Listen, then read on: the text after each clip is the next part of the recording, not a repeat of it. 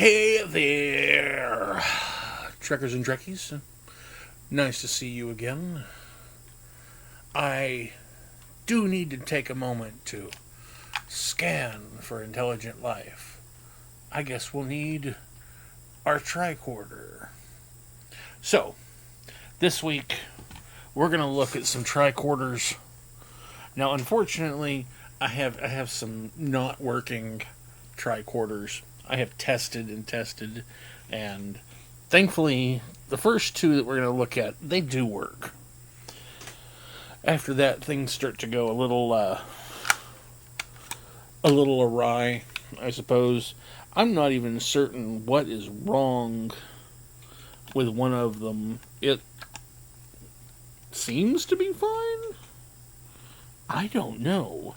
It's just it doesn't want to work. Sorry about that if you were wearing headphones. That probably just made a massively loud snap in your ear. So, let us take a look at the next generation standard tricorder. This is what it looked like in the when you pulled it out. The battery case, which is what you heard me messing with, is there on the back. It flips open. Looks really screen accurate. Like it's massively screen accurate. And this little switch up here is what turns it on. Got a nice bright backlight on that map. In fact, it's so intense that the map has disappeared for you guys. But let me hope that the microphone is picking up these sounds. It's got 3 buttons. You see it says Geo for geological, Met for meteorological, and Bio for biological. But it just makes 3 sounds, so it makes the lights blink.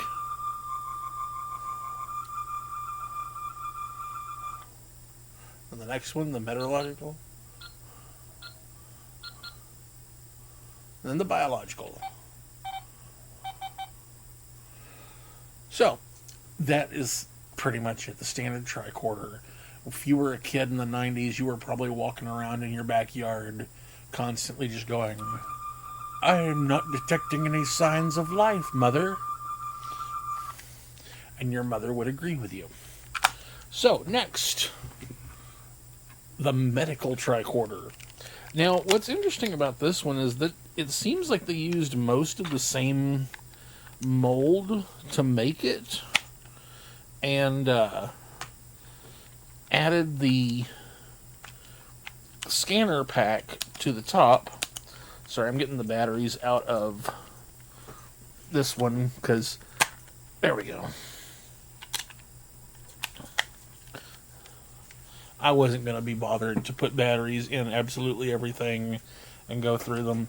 So let me start by showing you where the batteries are. They go in on the side here, which is kind of the funny, weird thing that's different about these. And I'm going to have to hold these up and look at them close because I always forget.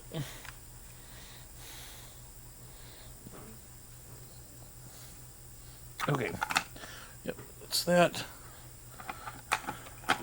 And that. Oh, don't fall out. Not yet. And then that clips back in. And yeah, you got to see the hand scanner. Is it in like, no, it goes in like this. I am so sorry again, that was probably quite loud. It clips in really nice and tight. There's actually a little deal on the back that you grab hold and you pull up, and it pops the scanner right out. Now this was just a hunk of plastic. It didn't do anything. It didn't light up. You know, back then I guess they really didn't have the LEDs, because that's what you would need for the tiny little lights that are in there in order to be able to do the scanning in that. So, I can never tell if this is in good and tight. But, pop it open, light comes on, and actually, let me turn this screen back off. That reminds me, this is the one thing that is different on both of these. They've changed the little screen on them. So on this one, you've got sort of a a land map. You see like some hills or mountains or streams or something. Whereas on the medical tricorder, it's a little like figure of a humanoid, and it comes on, and it looks so much better in person. The camera is not able to pick that up properly because it's one of those bright bulbs that overpowers it. Now, unfortunately, the sound effects don't work on this one, and I don't know why. In fact, here's the weird thing on this one. Maybe somebody in the comments can help me out. I realized earlier when I was testing these that if I put the batteries in backwards, that the sounds started making noises, but the light didn't come on. And that was kind of the clue that something wasn't right. It was the first time I've had it do sounds since I got it. So I don't know what the deal is with that.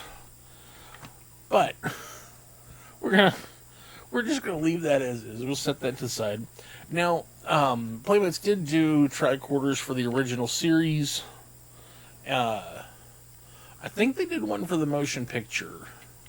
I honestly don't remember. I know they did the wrist communicator, but I also have the Bajoran tricorder that they put out for Deep Space Nine, which I freaking love just the look of this.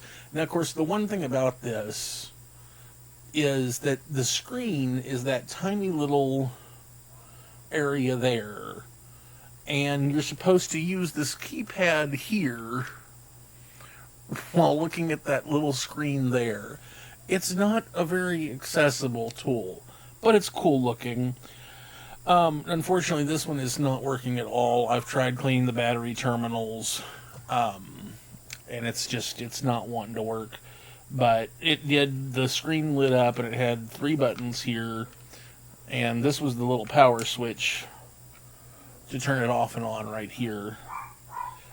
But this is what it looked like.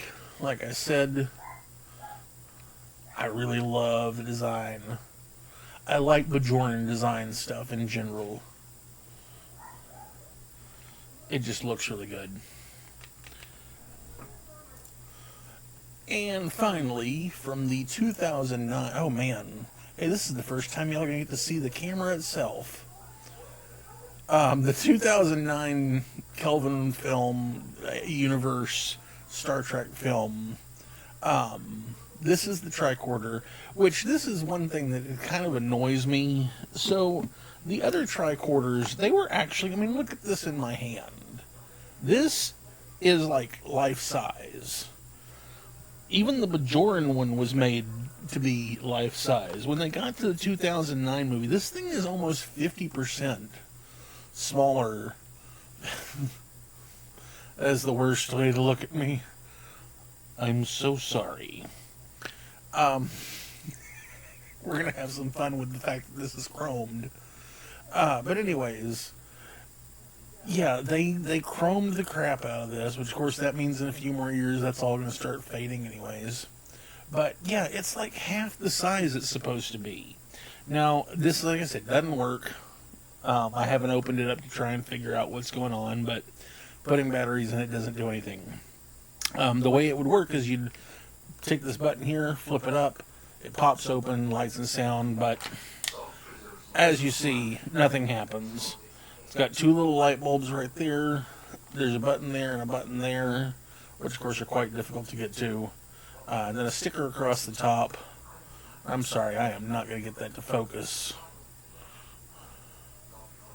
at all, am I? Sorry, that's about as good as I can do. Which, I can see what they were going for in the movie as far as this design. It's sort of reminiscent of the old Star Trek tricorder that had the flip-up lid and the little drawer that popped open. But there's something kind of nice about that.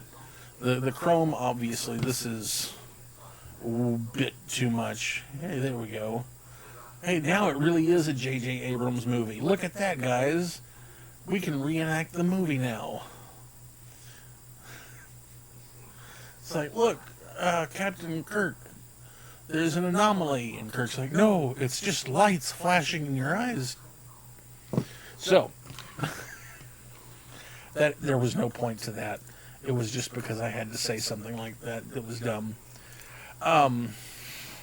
So, yeah, we've got some tricorders from the 90s and the 2009.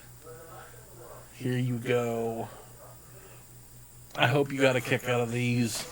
They were something to look at. I'd love to eventually get my hands on the original series tricorder. If I gotta look it up, I can't remember if they made a motion picture one, because I've got a 3D printed motion picture one that we're gonna work on at some point. But I don't remember if Playmates did that. I'm having a bit of a brain. I feel like they did, but I don't remember. Anyways, because it was motion picture and Star Trek 2, they used the same tricorder and phaser. So anyways, yeah, well, this has been fun. Next time I will see you. Until then, go make something. If you enjoy my videos and want to see more, please like, share, subscribe, and ring the bell icon. If you want to support me, you can find me on Patreon, or go over to Zazzle for prints of my artwork, t-shirts, and other cool stuff. If you're still here, why? Do you want to jam out?